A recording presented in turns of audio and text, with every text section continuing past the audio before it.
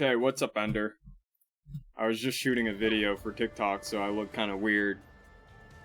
But, you like my lights? Anyway, so I was playing Alex today, and something I kind of noticed is, like, super important, is, when I was playing against Alex, I was losing constantly to his play, because I just wasn't blocking.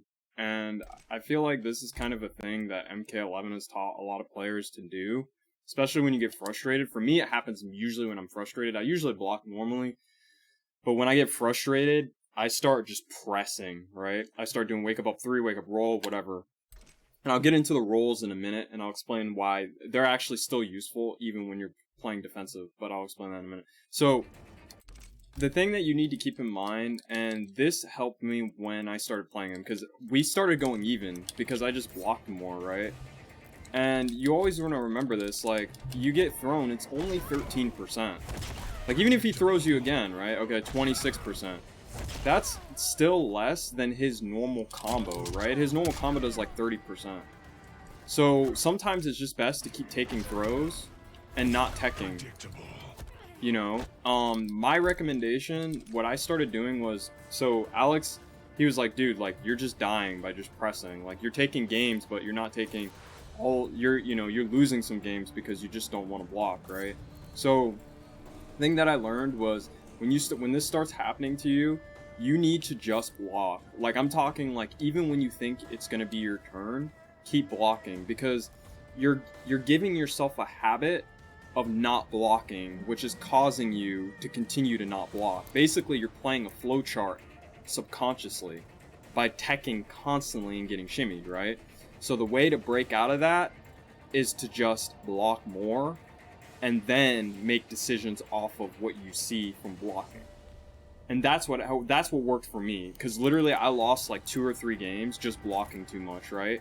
But what helped me, the reason why that helped is just simply because since I was blocking more, I wasn't getting shimmied. I wasn't pressing when I shouldn't be pressing. I was instead studying my opponent and figuring out when to get out of, especially with Garrus and Katana, you have to know when to block his down ones. So when he was doing like down one, I was like, oh, okay, he's gonna do another down one here. I can walk back and do back 1-2, right? Or I can walk back and do back 1-3. So that's the important thing, is like, when you get in a habit, block more and figure out how to break that habit, because there's a few things that are at play. One thing is you're playing a subconscious game plan, which is bad. Like, you never want to do that. The other thing is that you're scared. For me, it's usually I'm scared or I'm mad, right? And when you're scared or mad, you start just mashing. That's like a natural thing that we do as players. So you have to break out of that by blocking and accepting that you're going to get thrown a lot of times. Now, I'm going to show you an example of when you should definitely block. Like, I don't know why people don't do this. I really don't. Like, you're just taking a risk for no reason. So a good example of blocking when you should, especially against a character like Garrus that only has like a mid command grab to do any damage. You can't even amp it. But this is an example right here. This is a perfect example. Let's say you're at 30%, and Garrus throws you. So mathematically right here, you can look and see you have 170 health left, which means you can take one more throw. So for you to get up and press anything is not smart at all.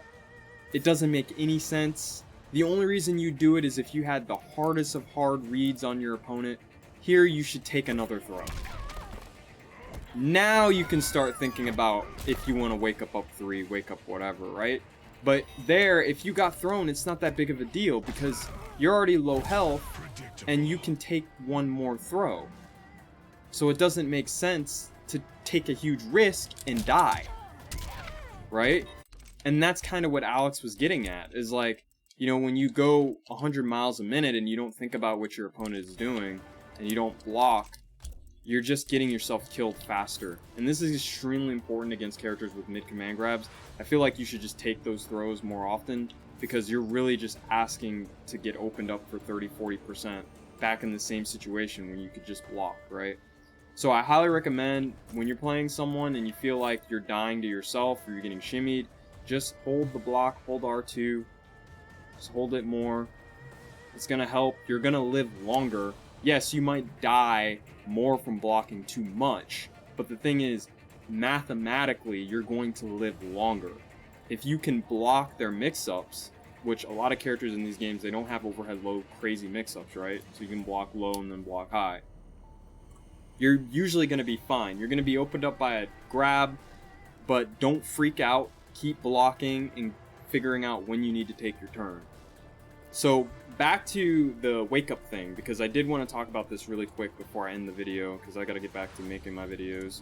You guys haven't figured out by now, I'm trying to do this TikTok and take it really, really serious. So, but anyway, so when you're playing against a player and they knock you down, it's okay to do backward roll, because that's kind of like a thing that was like back in MK, MKX, MK9, there was this thing that was called soft knockdown, and you could hit the back button. It's in Street Fighter also, and your character would kind of roll back or somersault back.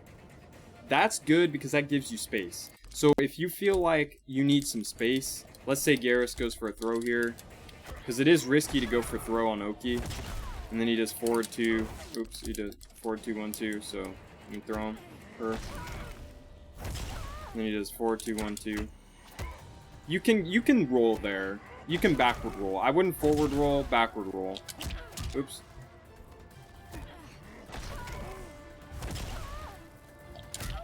What am I doing wrong? It's back roll, right? Or back L2. I very rarely use rolls now I think about it.